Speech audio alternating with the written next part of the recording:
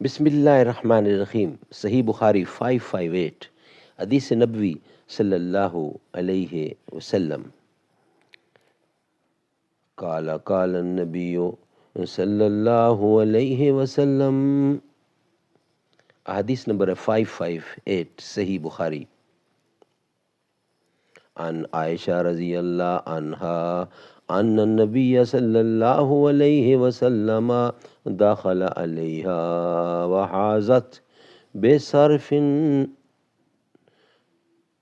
نبی کریم صلی اللہ علیہ وسلم حجۃ الوداع کے موقع پر ان کے پاس آئے۔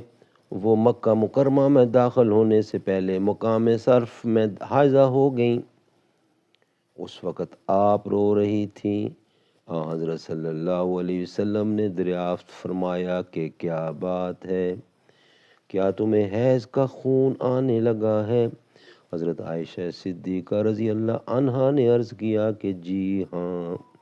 آپ نے فرمایا کہ یہ تو اللہ تعالیٰ نے حضرت آدم علیہ السلام کی بیٹیوں کے مقدر میں لکھ دیا ہے۔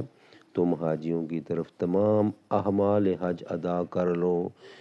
تم حاجیوں کی طرح تمام اعمال حج ادا کر لو، بس بیت اللہ کا طواف نہ کرو۔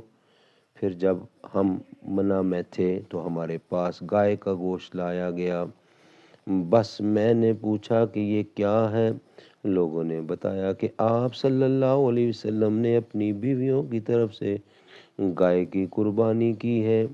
صدق اللہ العلی العظیم وصدق رسولہ النبی الکریم ونحن علی ذلک من الشاہدین والشاکرین والحمد للہ رب العالمین۔